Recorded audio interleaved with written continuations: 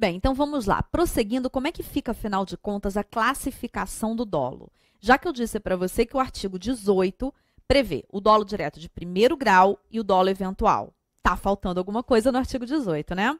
O artigo 18, ele não nos fala o que é o dolo direto de segundo grau. O dolo direto de segundo grau, ele é definido pela nossa doutrina como dolo de consequências necessárias. Ou seja, explicando com outras palavras, é aquilo que significa um efeito colateral do que o agente quer. E para quem não captou ainda, vamos com exemplos. Eu vou passar para vocês o exemplo livresco, que os doutrinadores geralmente indicam. O sujeito quer matar alguém que vai fazer uma viagem de avião.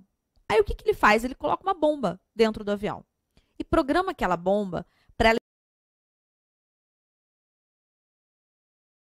matar quem ele quer matar. Mas como consequência necessária disso, como efeito colateral disso, ele vai matar outras pessoas também. Perceba que o dolo direto de segundo grau, ele não pode ser confundido com o dolo eventual. Porque no dolo eventual, gente, não é certeza. Volte comigo lá naquele exemplo do policial. O sujeito que estava dirigindo o carro, o policial estava no meio da rua mandando ele parar, ele não se importa, passa, e se matar o policial, está tudo bem para ele. Qual é a diferença entre esse exemplo do policial e o da bomba do avião? É que no exemplo do policial, não necessariamente o sujeito que vai passar por aquele local, ele vai atropelar e matar o policial. Existe um risco. É um risco que ele assume. No dolo direto de segundo grau não é risco, é certeza, é efeito colateral, é consequência necessária daquilo que ele quer. Eu sei que para efeitos de tipificação isso não vai fazer a menor diferença. Por quê? Porque para efeitos de tipificação o crime vai ser doloso. Se for hipótese de homicídio, por exemplo, a gente vai jogar lá no artigo 121. Com dolo eventual, mas na sua prova faz diferença. Porque a questão, ela pode fazer, aliás, já fez isso, ela pode te cobrar o conceito de dolo eventual, de dolo direto de segundo grau, ou ainda pode ser que o examinador traga para você um exemplo e queira que você identifique qual foi o dolo naquela situação concreta. Deu para entender? Agora, toma um cuidado pelo seguinte. Esse conceito aqui de dolo eventual é parecido, mas eu vou ensinar você a diferenciar. É parecido com culpa consciente. Então, a gente precisa tomar cuidado, tá? A culpa, ela vai se classificar, ela vai se dividir em culpa consciente e inconsciente. Cris, não era negligência, imprudência e imperícia? Vamos lá. Negligência, imprudência e imperícia é como eu posso agir com culpa. Ou seja, quando eu estou atuando com culpa, a minha culpa ela pode se dar por negligência, que é um não fazer, imprudência, que é um fazer, ou imperícia, que tem a ver com a minha profissão. Já culpa consciente e inconsciente são as espécies de culpa. A culpa consciente, ela também é chamada de culpa com previsão. E está justamente aí a semelhança da culpa consciente com dolo eventual. Porque tanto na culpa consciente quanto no dolo eventual existe previsão. O que significa essa tal de previsão? Significa que a pessoa que vai atuar com dolo eventual ou com culpa consciente, ela para pensar. E ela percebe que o resultado pode ocorrer. Ela nota isso. Isso entra na psique dela no momento em que a conduta é praticada. Então, é o sujeito que está lá dirigindo o veículo automotor, vê o policial.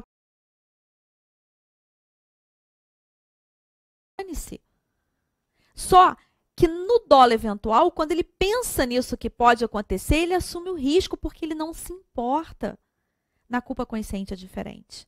Na culpa consciente, ele até enxerga o resultado como algo possível de acontecer, mas ele acredita que não vai acontecer. Seja porque ele é uma pessoa de sorte, seja porque ele é uma pessoa que é cautelosa, pelo menos ele acredita nisso. Então, exemplo, o sujeito está dirigindo o carro dele numa estrada, conversando com um amigo, e aí ele está em excesso de velocidade, ele está acima da velocidade. Aí, de repente, ele sai da estrada e entra em uma cidade.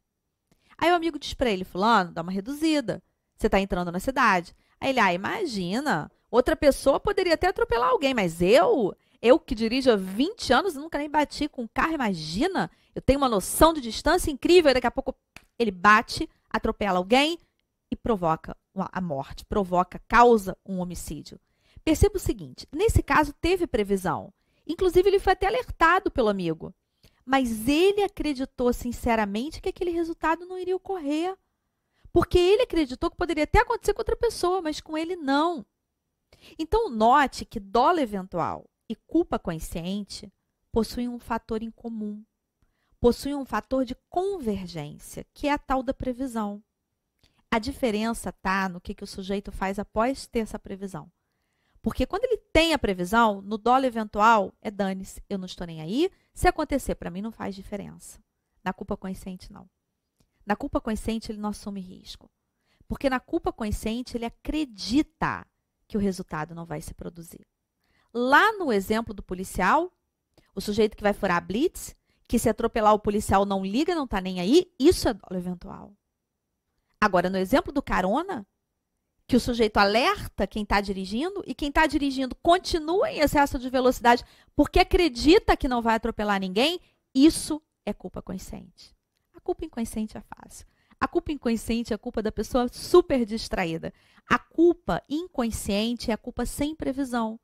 É a pessoa que está em excesso de velocidade e nem nota. É a pessoa que está limpando a casa, falando ao telefone, se distrai e coloca um vaso super pesado de planta na janela. E essa planta cai lá embaixo e mata alguém. A culpa inconsciente, ela é de um conceito muito tranquilo. Dolo eventual e culpa consciente. Você conseguiu pegar a distinção? Então, veja bem. Quando nós analisamos que a conduta dá causa ao resultado previsto na lei, nós podemos dizer que o fato ele é típico. Só que tem um detalhe. Será que nós podemos ter uma tipicidade em uma situação em que o resultado não chegou a acontecer? Porque quando uma pessoa decide cometer um crime, ela geralmente faz um planejamento, né? Ela cogita, ela prepara, ela começa a executar para chegar àquele resultado que ela almejava. Por exemplo, matar alguém ou qualquer outro artigo do nosso Código Penal ou de uma lei especial. Ou seja, ela segue um caminho, concorda comigo? E o nome desse caminho no direito penal é iter criminis. O iter criminis, ele é o caminho que se percorre para a prática do crime. E a doutrina, majoritariamente, tem gente que indica uma quinta etapa, mas o posicionamento majoritário é de que o iter criminis ele é composto por 4 etapas: cogitação, preparação, execução e consumação. Então, a pessoa, primeiro, ela pensa, ela cogita, ela planeja a atividade criminosa. Aí ela começa a preparar para executar e atingir a consumação. Então, um exemplo. Ela pensa, ela decide que ela vai privar alguém da liberdade para pedir um resgate por essa pessoa. Crime de extorsão mediante sequestro. Aí, depois que ela planeja isso, ela arruma a casa, que vai servir como cativeiro. Ela estrutura o dia que vai pegar aquela pessoa, por exemplo, na saída do trabalho e vai levar para o cativeiro. Aí ela inicia a execução. Aí o que ela faz? Ela vai até o local onde a vítima está e priva a vítima da liberdade e consuma o crime de extorsão mediante sequestro. Mas você conseguiu perceber que existem fases, existem etapas? O iter criminis, portanto, que é o caminho percorrido na prática criminosa, ele é composto por fases. Ele é composto por etapas, que são a cogitação, que não é punida. O direito penal ele não pode alcançar aquilo que a pessoa pensa, aquilo que a pessoa planeja, aquilo que a pessoa deseja. Também não é punida, a não ser que durante o iter criminis a gente tem um ato preparatório punido como crime autônomo. Exemplo, a pessoa que está planejando pegar alguém para levar para um cativeiro e pedir um resgate, ela furta um veículo automotor para transportar a vítima. Imagine se o planejamento criminoso dela é descoberto aí nessa etapa, ela não pode ser responsabilizada por tentativa de extorsão mediante sequestro, não. Porque ela estava apenas nos atos preparatórios. E o ato preparatório só pode ser punido como crime autônomo, entende? Portanto, para nós pensarmos em começar a punição do intercrimes, a pessoa, o agente, o sujeito ativo, ele precisa iniciar a execução. Aí sim. Aí nós podemos pensar em uma possibilidade de punição. E ele inicia a execução para quê? Para atingir a consumação. É quando efetivamente nós podemos dizer que a conduta deu causa a um resultado que está previsto na lei. Mas veja bem, e se o agente ele iniciar a execução, mas ele não atingir a consumação, o que você vai marcar na prova? Qual vai ser a responsabilidade penal dele? Aí, geralmente, quando eu pergunto isso em uma aula presencial, todo mundo responde tentativa. Ou seja, as pessoas elas colam com ventosa na tentativa. Eu quero que você tenha muito cuidado. Outras pessoas podem errar isso na prova, você não vai errar, não. Quando você se deparar com uma questão de prova em que o agente ele tenha iniciado a execução e não tenha atingido a consumação, você vai fazer uma pergunta. Você vai analisar o seguinte: ele não alcançou o resultado por quê? Foi por algo alheio à vontade dele ou foi por vontade dele? Foi porque, de repente, alguém socorreu a vítima que ele queria matar e levou para o hospital? Ou foi porque ele se arrependeu da conduta que ele tinha acabado de praticar e ele mesmo socorreu a vítima e levou para o hospital? Faz diferença? Faz toda a diferença do mundo. Porque se você tem uma situação na prova, se você se depara com uma situação na questão em que ele não atingiu a consumação por vontade dele, você pode estar diante da desistência voluntária ou do arrependimento eficaz, que são institutos previstos no artigo 15 do Código Penal, que nós vamos analisar. Agora, se você se depara com uma hipótese em que o sujeito não atingiu a consumação por algo alheio à vontade dele, aí você pode se deparar com um crime impossível, que está no artigo 17 do Código Penal, ou com a tentativa, que encontra previsão no artigo 14, inciso 2 do Código Penal. Agora, veja bem, você precisa dominar isso aqui muito bem. Então, vamos analisar cada um desses institutos para você acertar isso em qualquer exemplo que possa ser cobrado? Imagine uma determinada situação. Imagine que a questão diga para você que o sujeito chegou em casa e aí começou uma discussão com a esposa dele e decidiu matá-la. Pegou a arma, que ele tinha porte, a arma estava em casa, ele pegou a arma, mirou na esposa dele e atirou para matar. Só que quando ele viu a esposa caída, ensanguentada no chão, ele se arrependeu profundamente do que ele tinha acabado de fazer, pegou a esposa nos braços, colocou dentro do carro, levou para o hospital, contratou a melhor equipe médica e essa esposa sobreviveu. Qual é o gabarito de uma questão dessa? Nesse caso, existe tentativa? Não. Porque, veja bem, eu só posso pensar em tentativa, olha aí o nosso quadrinho de novo. Eu só posso pensar em tentativa se o resultado não ocorreu por algo alheio à vontade dele. Se o resultado deixou de acontecer por vontade dele, porque ele parou de executar o crime ou porque ele se arrependeu, aí eu só posso estar diante ou da desistência voluntária ou do arrependimento eficaz. O artigo 15 vai trazer os dois institutos para a gente. O artigo 15 ele vai nos dizer: o agente que voluntariamente desiste de prosseguir na execução ou impede que o resultado se produza, só responde pelos atos já praticados. Por que eu coloquei essa barra aí no meio? Porque o artigo 15 ele prevê os dois institutos. A primeira parte do artigo 15, quando ele fala que o agente desiste de prosseguir, isso é desistência voluntária. Na segunda parte, quando ele fala que o agente impede que o resultado se produza, isso é arrependimento eficaz. Mas vamos olhar a diferença na prática. Imagine, vou trabalhar com você uma questão que já foi cobrada na nossa prova. Imagine que a questão diga para você que o sujeito quer matar o outro com facadas. Ele quer matar o inimigo dele, mas não o suficiente para ser um golpe fatal ainda. Ele para, ele desiste de prosseguir na execução, ele não quer mais a morte daquela vítima, ele para de esfaquear. Isso é desistência voluntária. A desistência voluntária importa em um parar durante a execução. O sujeito ele não termina os atos que ele pretendia. Ele para antes disso. É um stop durante a execução do crime. Arrependimento eficaz, não. No arrependimento eficaz, o agente ele faz tudo o que ele planejava fazer. Então, ele pretendia dar 6 tiros, descarregar a arma na vítima e ele fez isso. Ele descarrega a arma na vítima e ele dá os 6 tiros. Só que quando ele percebe que a vítima vai morrer, ele emprega uma nova conduta. O arrependimento eficaz, ele importa em um fazer, em um novo fazer para impedir que o resultado se produza. No exemplo que eu te dei, eu disse que o sujeito atirou para matar, deu o tiro que pretendia dar, teve uma ressaca moral quando viu a esposa caída no chão, pegou a esposa nos braços, levou para um hospital, ou seja, foi um fazer. Empregar uma nova conduta para impedir que o resultado se produzisse. Isso é arrependimento eficaz. Tanto em um caso quanto em outro, tanto na desistência voluntária quanto no arrependimento eficaz, a consequência vai ser a mesma. Qual é a consequência que o artigo 15 traz para a gente?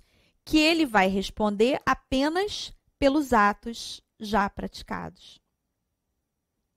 O que significa isso? Que você vai olhar para o resultado em si. Qual foi o resultado causado na vítima? No exemplo que eu te dei, o marido pegou a esposa, levou a esposa para o hospital porque ele quis impedir a morte dela. Aí ela ficou internada alguns dias, teve alta, sem qualquer sequela. Ele vai responder por o quê? Por lesão corporal. E pode ser que você olhe para esse exemplo e pense assim, Cris, não é possível. Tem alguma coisa muito errada aí. Como é que a pessoa queria matar e vai responder por lesão corporal? Mas é exatamente isso. E muita gente cai na pegadinha na hora da prova e marca a tentativa de homicídio. E não pode ser de jeito nenhum tentativa de homicídio. Veja, a gente não pode nem pensar em homicídio. Por mais que inicialmente ele tivesse dolo de matar. A gente não pode pensar em homicídio porque, raciocina comigo, a morte não ocorreu. Então, homicídio consumado não é.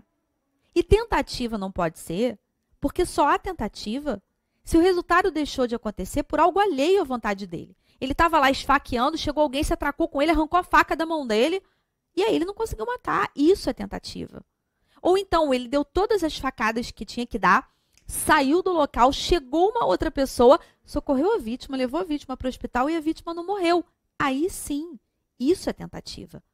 Mas quando é o próprio agente que desiste, que deixa de querer o resultado que antes ele pretendia, ou então que socorre a vítima, leva a vítima para o hospital e por isso a vítima sobrevive, eu não posso pensar em tentativa jamais. Então, o que eu vou fazer no fundo? Eu vou abstrair, eu vou ignorar aquele dolo que o sujeito inicialmente tinha. Eu vou esquecer que ele queria matar. E ele vai responder tão somente pelo que ele efetivamente provocou na vítima. Se foi uma lesão corporal, é por lesão corporal que ele vai responder. E você com certeza vai acertar isso na prova. Você conseguiu entender e diferenciar a desistência do arrependimento eficaz? Desistência voluntária é um parar. Estou lá executando, não quero mais. Paro. E aí a vítima sobrevive. Arrependimento eficaz, eu faço tudo o que eu tinha planejado. Só que depois que eu termino os atos de execução, eu vou fazer algo novo para impedir que o resultado que eu queria inicialmente se produza. Eu coloquei essa distinção para você no slide também para reforçar. Então, a desistência voluntária, ela importa em parar a execução, quando é possível prosseguir nela. Já o arrependimento eficaz, ele importa em praticar todos os atos de execução que pretendia, mas empregar nova conduta para impedir que o resultado se produza, como, por exemplo, levar a vítima para o hospital, prestar atendimento, enfim, fazer algo para impedir o resultado. Jamais. Foca nessa palavra. Eu coloquei tudo aí em caixa alta, para você não cair em pegadinha. jamais haverá tentativa, quando a hipótese for de desistência voluntária ou de arrependimento eficaz. Gente, são coisas antagônicas. Na tentativa, o resultado não ocorre por algo alheio à vontade da gente. Na desistência voluntária e no arrependimento eficaz, o resultado não ocorre por vontade dele. Então, por isso que eu falei para você que se você encontra na prova desistência voluntária ou arrependimento eficaz, você esquece o dolo inicial. Você vai focar no resultado, o que ele atingiu de fato. De fato, o que ele fez? Esquece o que ele queria, o que ele fez. Ele lesionou a vítima, então é lesão corporal. Olha o exemplo que eu trouxe para aqueles mais sinestésicos. Se a pessoa intencionava matar, ânimos necandi, mas acabou socorrendo a vítima e levando ao hospital, então um fazer, arrependimento eficaz. Caso a vítima sobreviva, o agente responderá apenas por lesão corporal. Mas, Cris, ele queria matar, mas você vai esquecer isso, lembra? Você vai abstrair o dolo inicial dele. Agora, eu quero que você tome um outro cuidado ainda. Eu não quero que você confunda esse arrependimento com outro que tem um nome parecido. Arrependimento eficaz não se confunde com arrependimento posterior. O arrependimento posterior, ele não vai afastar o crime. O arrependimento posterior, ele vai permitir que o juiz reduza a pena. O arrependimento posterior é uma causa de diminuição.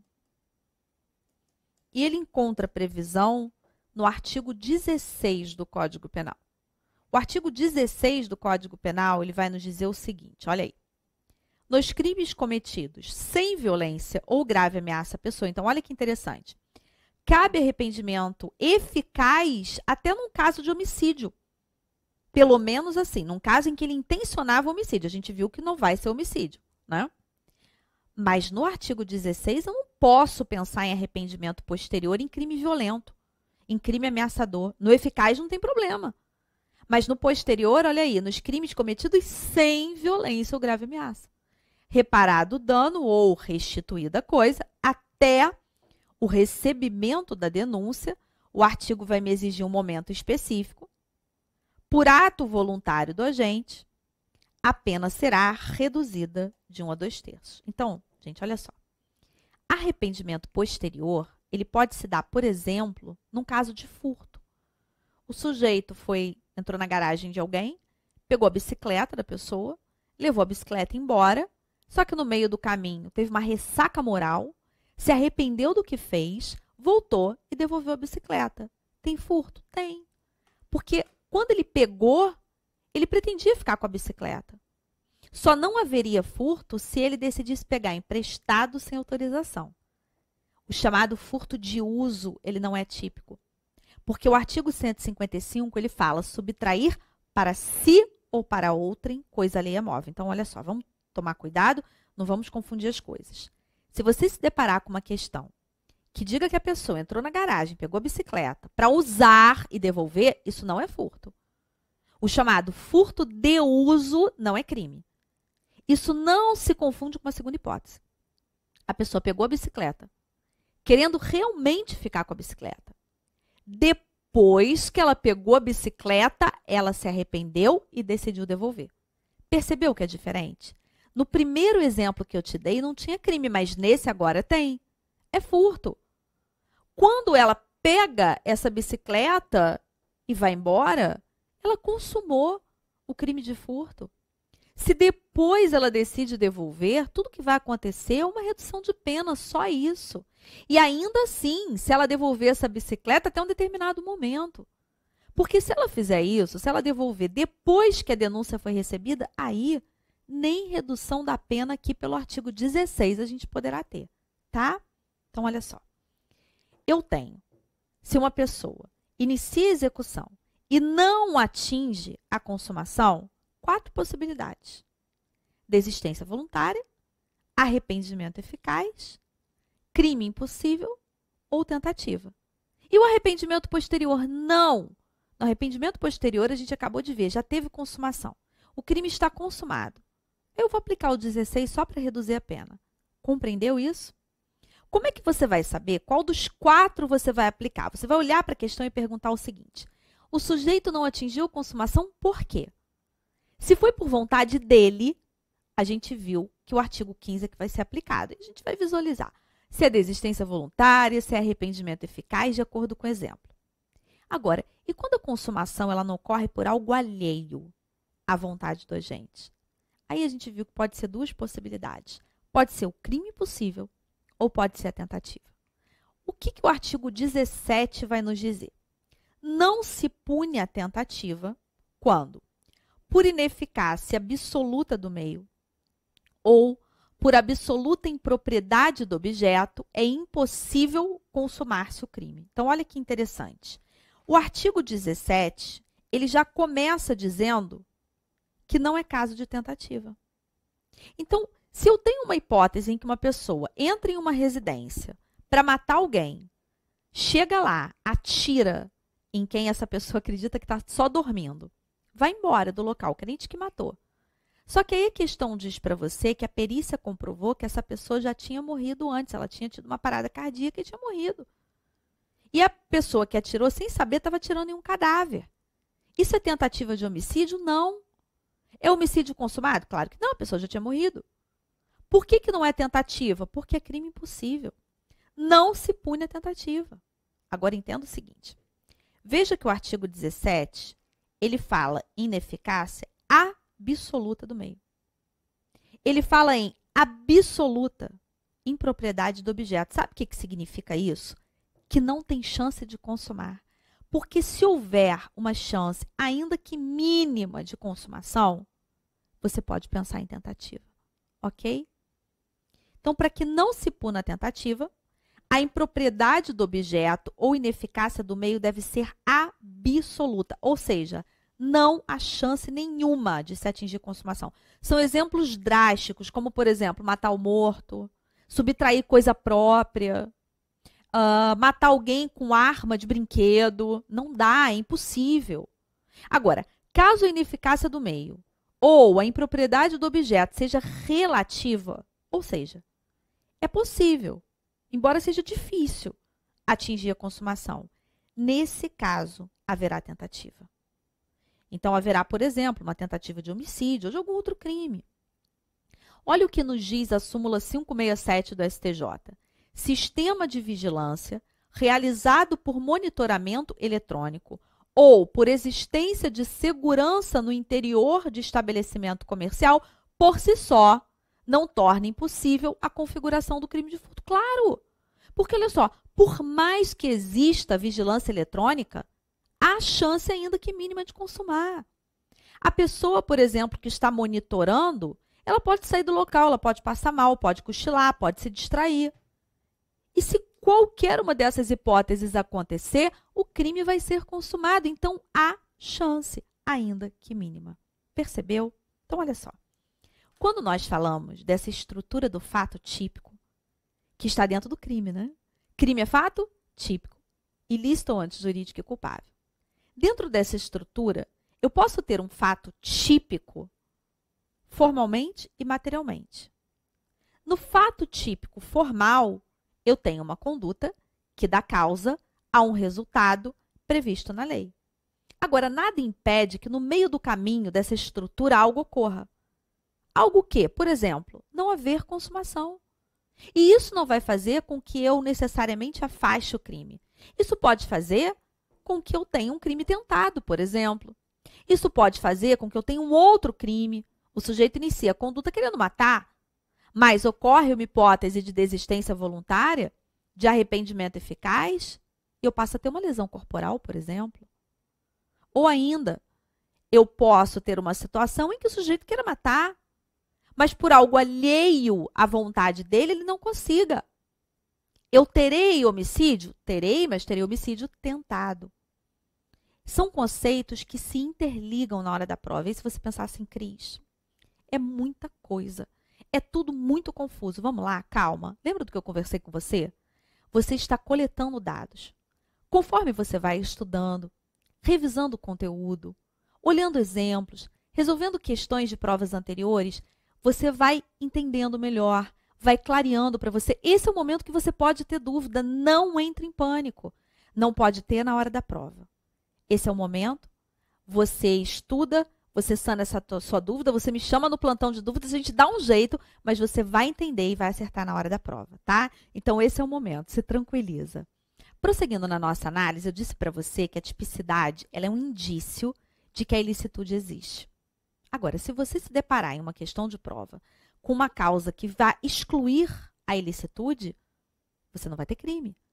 Porque crime é fato típico, ilícito ou antijurídico e culpável. Então, veja, quando nós falamos que a tipicidade é indiciária da ilicitude, isso significa que você só não vai ter ilicitude se houver uma causa que a exclua.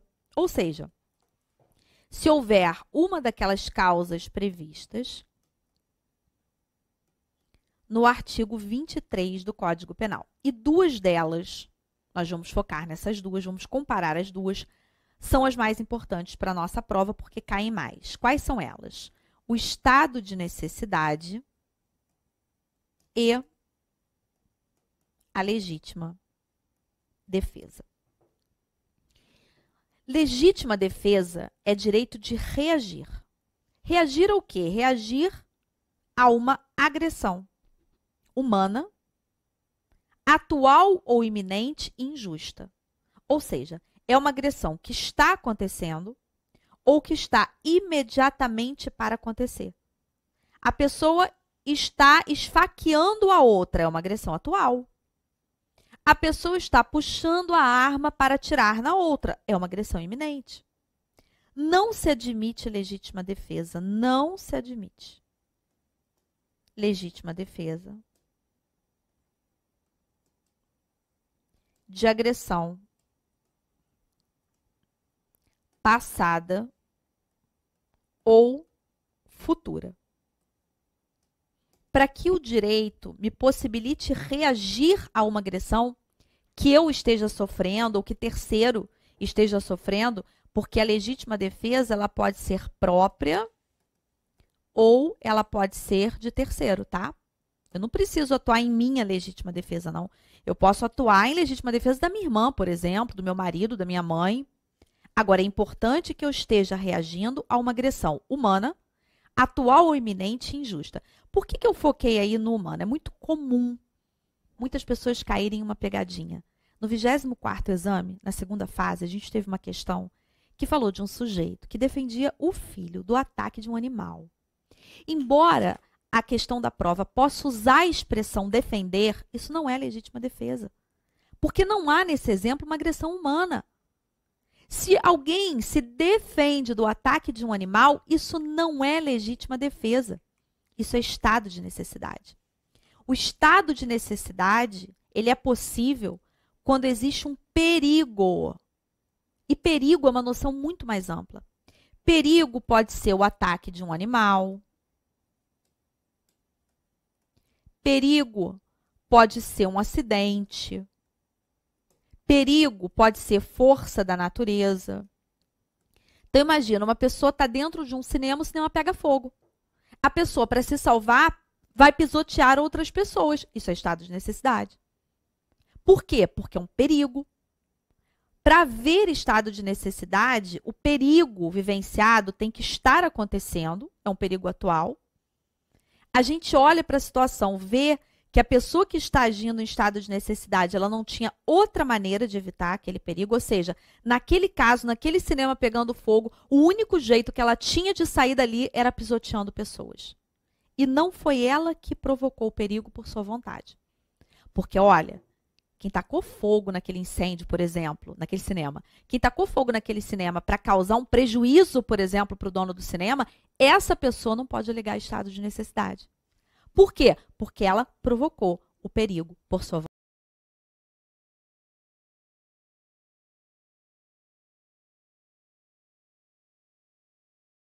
Que a pessoa que vai reagir, ou um terceiro, está sofrendo uma agressão. E ela atua para defender ela ou terceiro dessa agressão. O estado de necessidade é uma hipótese em que o agente ele vai salvar o bem jurídico dele, ou de terceiro, de um perigo que está acontecendo. Daqui a pouco a gente volta.